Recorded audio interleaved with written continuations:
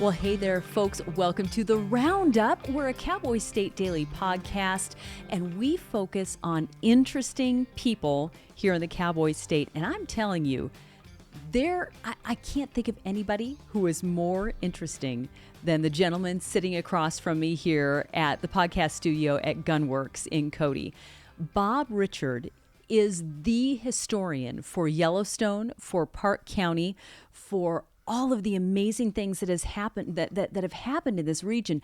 But it's not just his life experience that he brings us. It's his father's and his grandfather's, going all the way back to when his great-great-grandfather and his uncle were scouts for Buffalo Bill Cody himself. And it's just a pleasure to be able to introduce anybody who hasn't met Bob Richard, and I'm not sure how many people haven't met Bob Richard, but to introduce anybody who hasn't met you.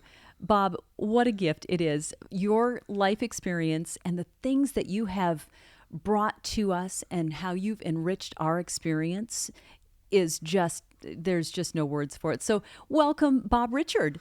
Thank you, Wendy. It's a pleasure to be here and to be with you. And having shared stories with you over the years is a delight, and thank you for inviting me. Oh, I'm thrilled. Bob, you are the repository of so much knowledge, but it's your passion. You have lived an amazing life. You've had incredible experiences of your own. You share those with us, but you also share those with us in a larger context, and you're still doing that with your local lore series that you host at the Buffalo Bill Center of the West every other Thursday. One Thursday a month. Oh, one Thursday a month. Okay. We've been doing that for 3 years. And you've got a whole bunch of them racked up, and you just choose a different topic every time you go, but there's so many topics to choose from. Well, it's all history, and if we can get it recorded and in the museum, it's an asset for future generations. It really is. But let's talk about the asset of Bob Richard here. Let's talk about, Bob, your life experience is so rich. Born and raised here in Park County, Wyoming. Let's go back a little farther, though. Tell us about going all the way back to Buffalo Bill Cody and going forward. How is your family relation there? Well, going back to the early family, Frost and Richard. Granddad came here in 1900. Ned Frost came in 1886 as a young man, about 6 years old. And their first year when they came here by wagon, went through Yellowstone Park, came back out, and this was up through Cook City. And then they went up and camped with the Crow Indians on the South Fork all winter and wintered up there. Then they moved down on Sage Creek near what is now the Hoodoo Ranch, and opened up a stage station on the Meeteetse stage route between Meeteetse and Red Lodge. And then when Granddad got here in 1900, he joined Ned Frost as hunters for the railroad to provide meat to the men working on the railroad. And they provided all the meat to feed them. And then from there, they started doing trips to Yellowstone and hunting trips, guiding people. And in 1913, Buffalo Bill came to them and said, I'm bringing the Prince of Monaco here, and he's going to be here 3 weeks, and he wants to go hunting. And Bill Cody made his staff, his horses, equipment available to Fred Richard because Granddad spoke French when he was growing up and when he moved here. And it took him about 3 days to get fluent. And he took the prince out of Pahaska up the North Fork hunting for big game. And the prince brought with him 3 bodyguards. They were German soldiers. And the first day they went out, and the bodyguards made too much noise. And so that night at dinner, Granddad said, we're leaving your bodyguards in camp, which made them very unhappy. And basically, for the next 3 weeks, they hunted and got moose, bear, elk, and had a wonderful time. But the bodyguards stayed in camp, very unhappy. And when they finished the hunt and rejoined Bill Cody at Pahaska, the prince made arrangements for another hunting trip with Frost and Richard, or my granddad, in 2 years. But of course, World War I opened up, and so he didn't make it. But we have had his great-grandson here several times. Yes. Taken him to the park. I've had lunch with him. He's done pack trips here with a local outfitter.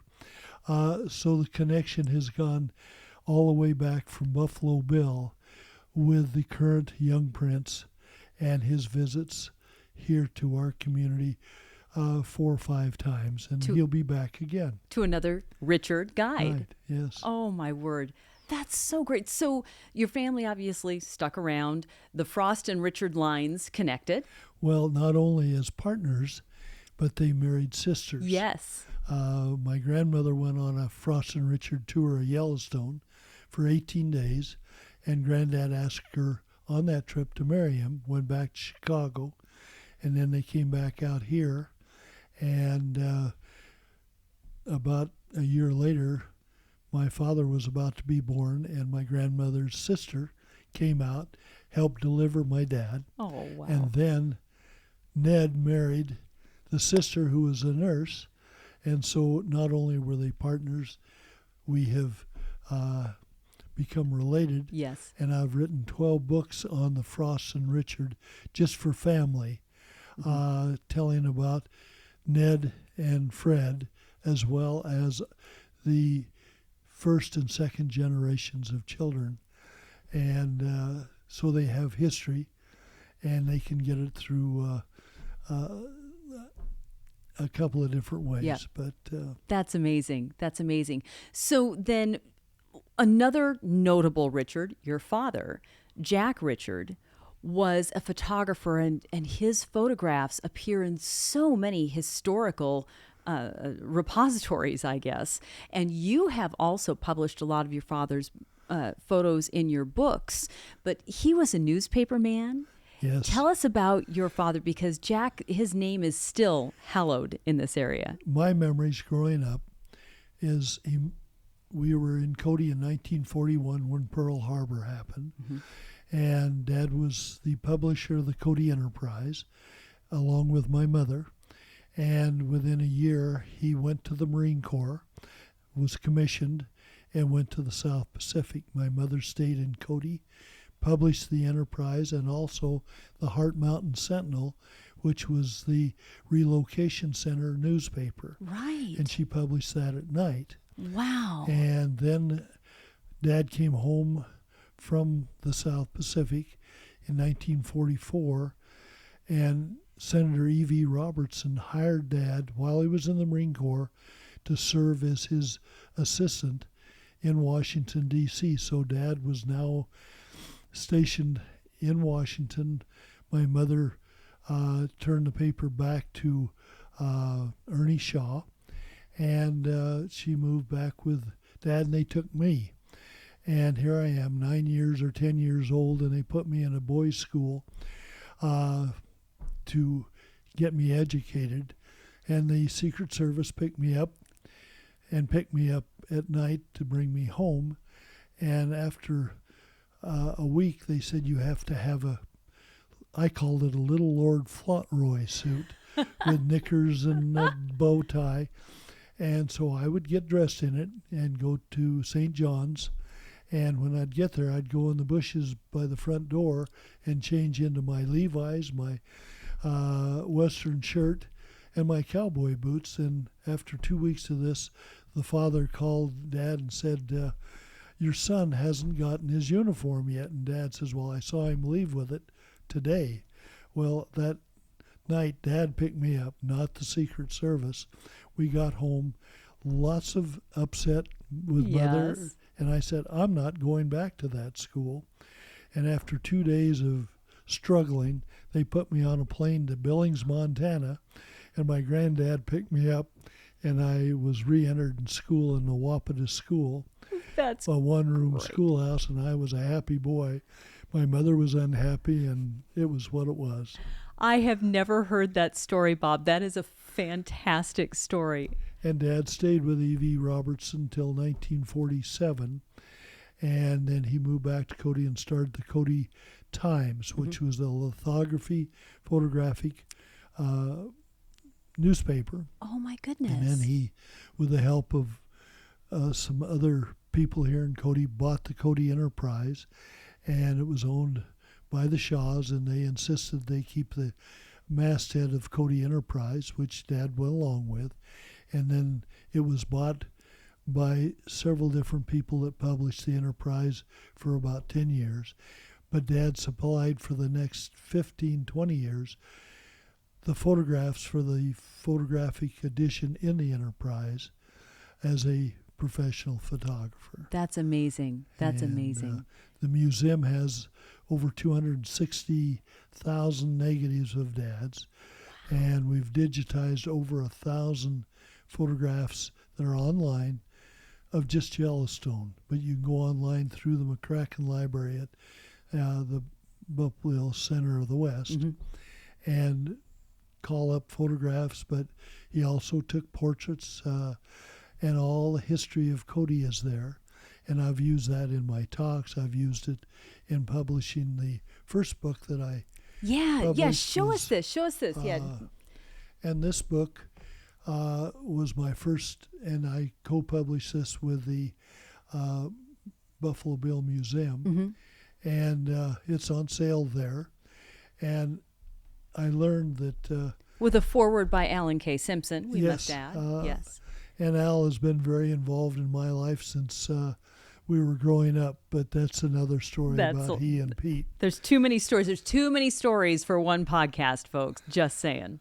And then as I started doing books, I self-published, and my next one is the Cody Road to Yellowstone and all the rock formations.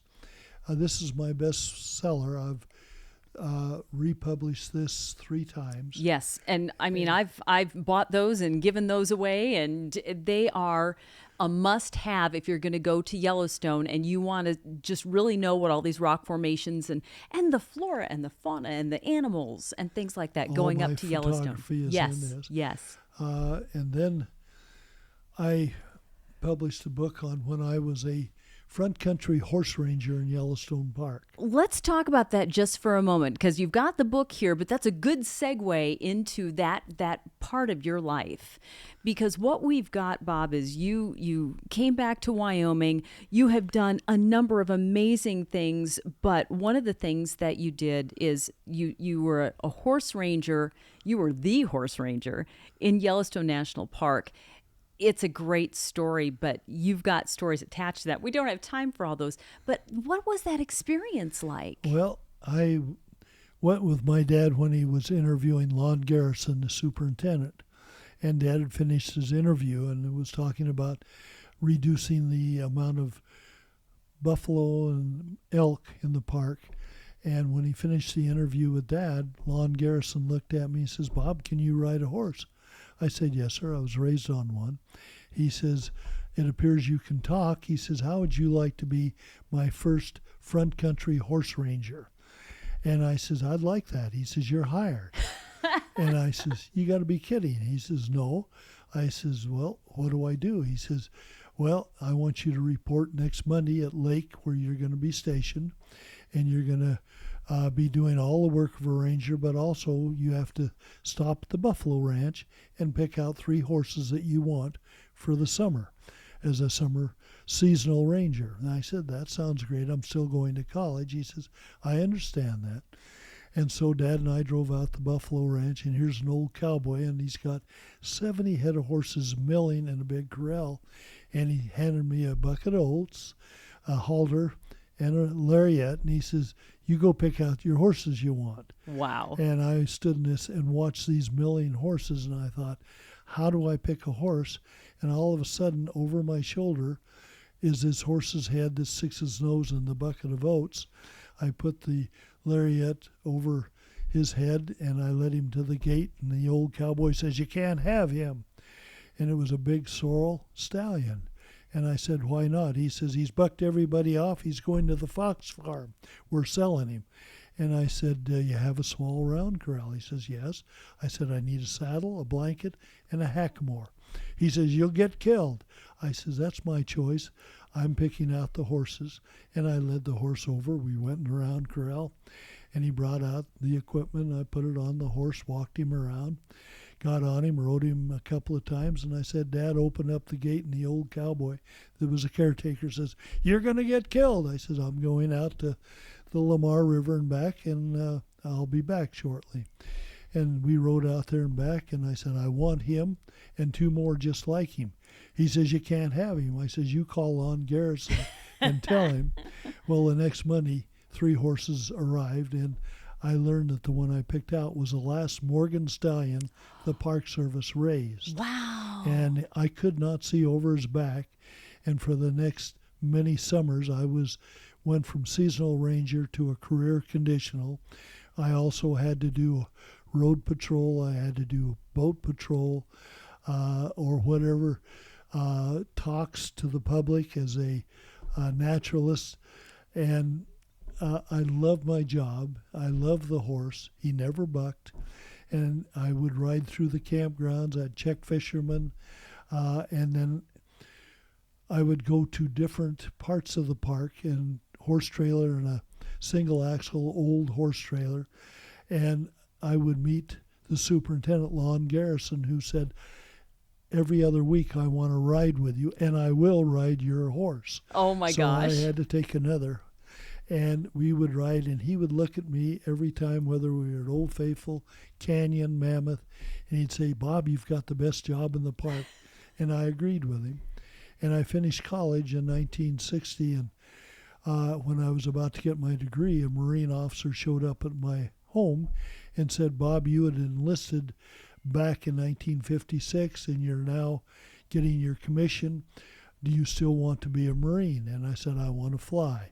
He said, if you pass the physical, you can fly. And I said, all right, I'll take the commission. I went back and worked that summer at Yellowstone, and at the end of the summer turned in my commission to Lon Garrison, and he kept track of me all the way through the Marine Corps. And I served 12 years in the Marine Corps. Wow.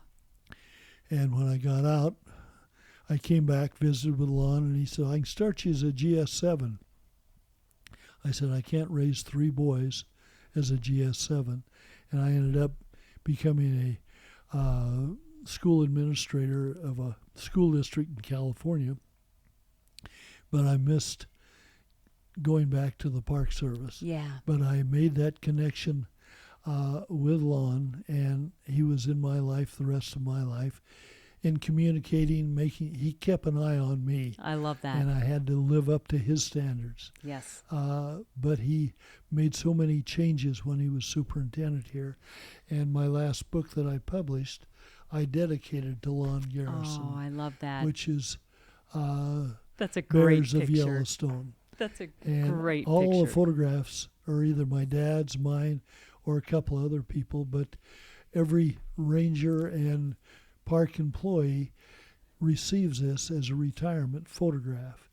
And but I'm very proud of the park, proud of the superintendents that lead the park and take care of not only the people that come to visit, but their staff. Yeah. And our current superintendent is making sure that the people that work there have decent living quarters and have a good, happy way of life. And it then reflects to the people that visit Yellowstone. Absolutely. But anyway, Lon Garrison had a big part in my life. I think that's fantastic. He must have been superintendent for quite a few Several years. Yeah. He was involved with Mission 66. He got the garbage cans that look like the mailboxes, so the bears couldn't get in them. Before that, garbage was scattered all over the park. The park's cleaner now than it's ever been. But he was very involved in improving things in Yellowstone.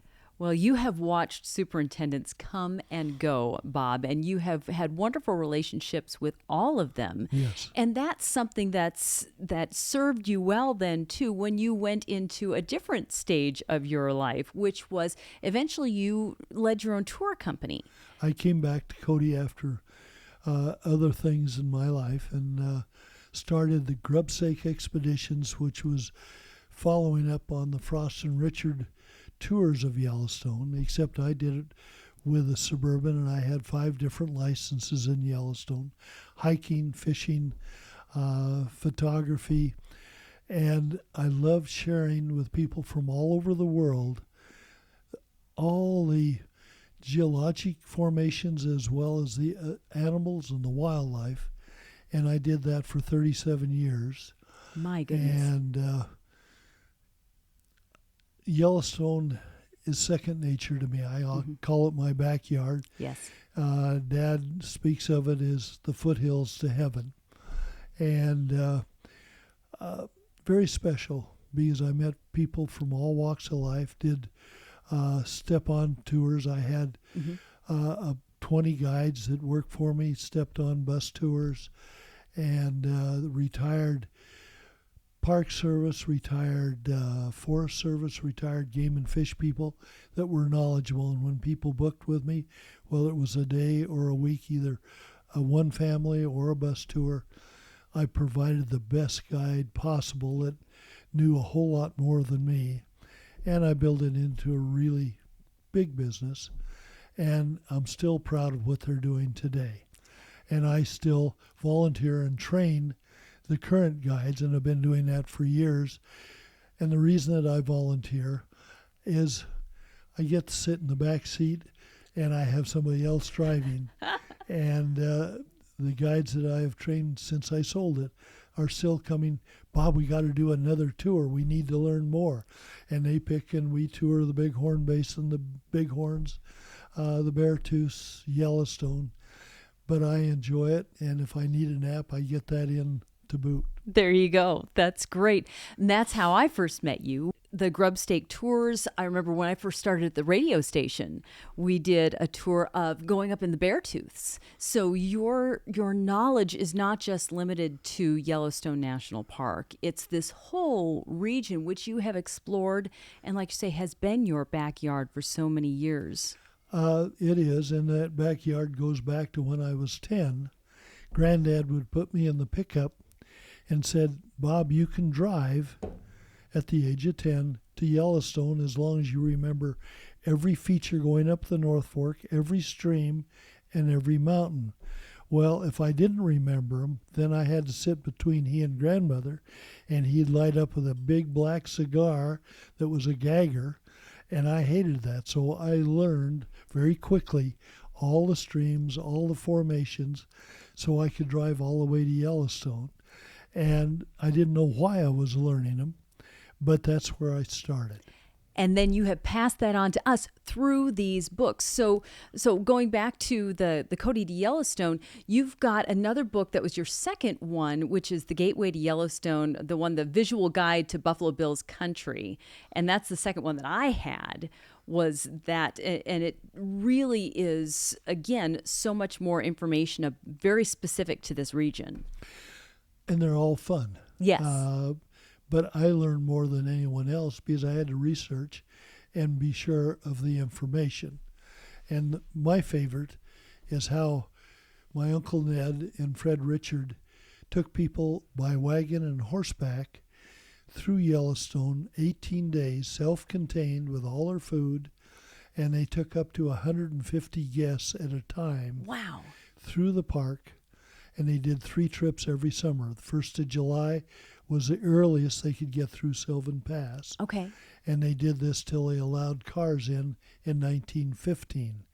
But I've put that history in here, and very interesting, and it's one of my favorite stories of Frost and Richard, but that carried over into my Grub Stake tours. Yes. And Dad has been licensed as a photographer in Yellowstone. My relationship with this country has been wonderful because of the opportunity to learn and to share it with others. And I even have shared them with guests from Europe that came and they showed up with a cowboy hat, cap guns on their holsters, and say, I belong to the Buffalo Bill Club in Germany. Oh, my word. And there are Buffalo Bill clubs all over Europe, and they show up here and they book tours with me and others. But they were living what they did back at home in the Buffalo Bill Club, and it's still going on today.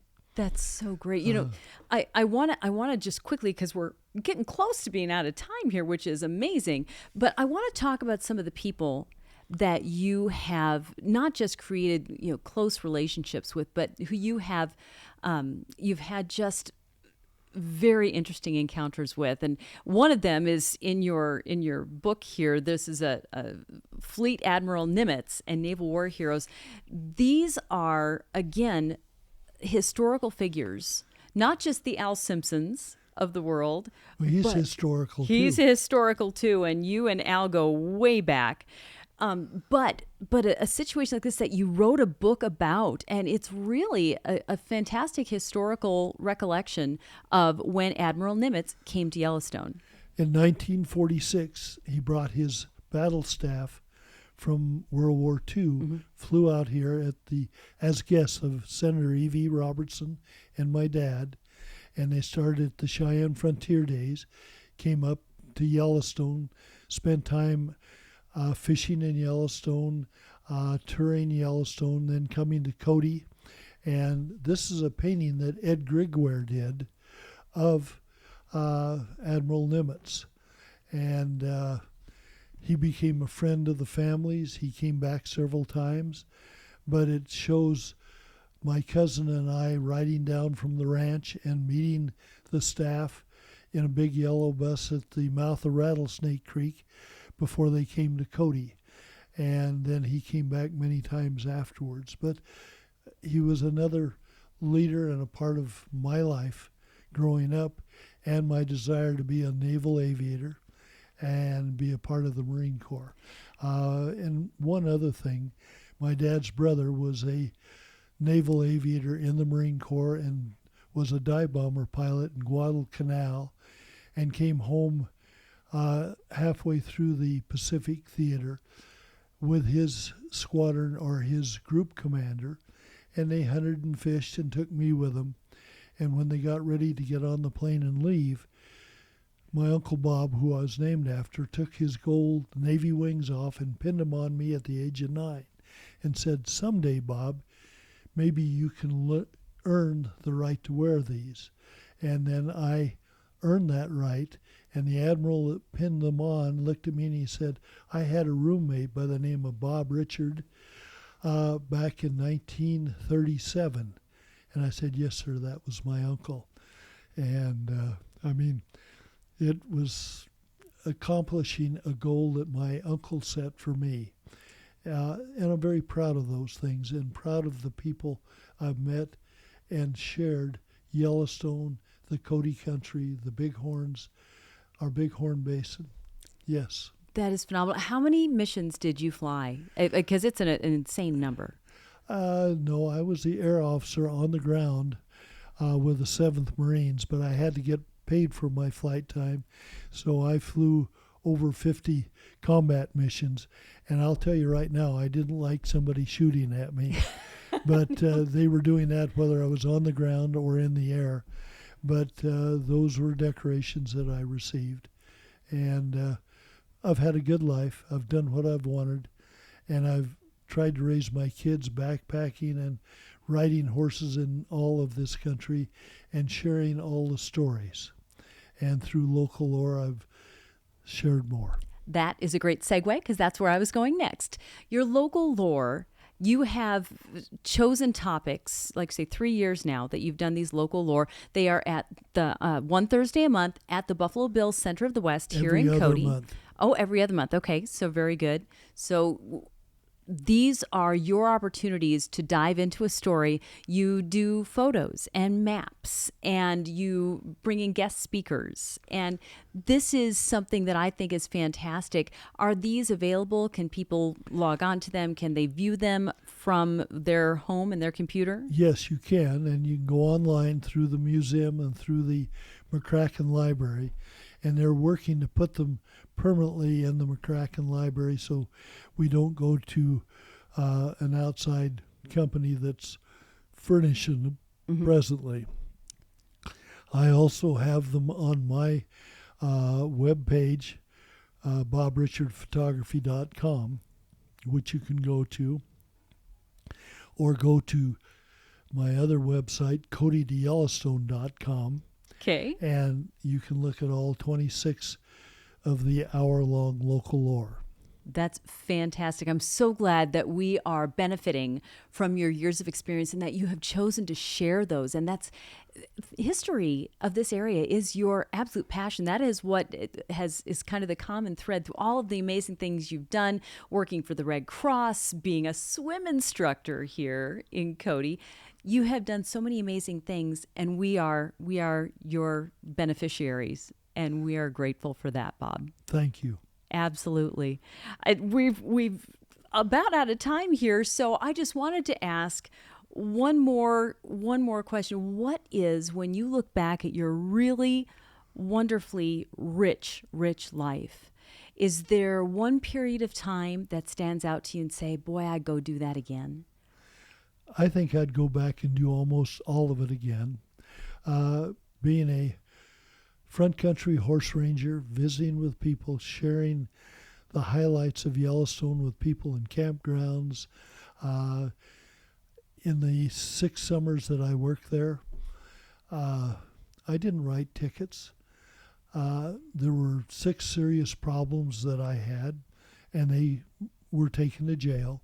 But I enjoyed correcting things that people were doing wrong because they were there on vacation. Yep. And they were enjoying Yellowstone, and I helped them correct what they were doing wrong. And that's all it took. It didn't take a ticket. And I constantly say to our law enforcement in Yellowstone today, remember, these people are on vacation, correct what's wrong, and it's not about giving people tickets. When it's serious, that's a different matter. But I love sharing my backyard with others. And I learn more when I do the talks by researching and doing books. And I try to give time to others, and I'm still doing it. I'm giving talks at the Buffalo Bill Scout Camp up the North Fork. Okay. I'm involved with them. And I've been involved in scouting, raising boys, and I was involved in scouting, went to a jamboree in 1953. And That's a need story. We've got to get this story in, because this is a great story. So, okay. Well, we had people from all over Wyoming that went to the jamboree in California, and we had a 12-year-old by the name of Mike Sullivan. And it took 2 Explorer Scouts to keep an eye on him the whole time, because he was always disappearing and always in trouble. But that's an interview you have to talk to Mike about and let him tell you from his point of view what it was to put up with us in 1953. Obviously, you did something right, because he went on to become governor of the state of Wyoming. And he was a good governor. Thank you. That is a great story. You have so many stories. Sometime, folks, there are stories out there that you're going to have to research, because we don't have time today to talk about the legend of the burial of Buffalo Bill Cody. Where is he really buried? Bob Richard has the answer. And that's a great, great story. Thank you. Yes. Bob, thank you for your time today. Thank you for the gift that you've given us in sharing all of your history, in sharing your photographs, and sharing your father's photographs, for the legacy that you and your family represent. And we are grateful that you're continuing to do that. Thank you for having me. And it's always a pleasure to share stories with you and be a part of your life and what you're doing. Well, Thank you. We've got great things going on. Folks, thank you for tuning in to the Roundup today. We have such a rich repository ourselves, in just a very short time, of amazing people that are Wyoming treasures. And so if you've missed any of these podcasts, go back to our website, get on our video page. You can find those. You can listen to us on any of your podcast platforms. Look up the Roundup, Cowboy State Daily. And if you have an idea for another Wyoming treasure that we need to talk to, that we should introduce the rest of the state to, please let us know that. But until next week, thanks for tuning in, folks. Thank you, Bob Richard. Thank you, and it's a pleasure to be with you. I completely agree. Thanks, folks. Have a great week.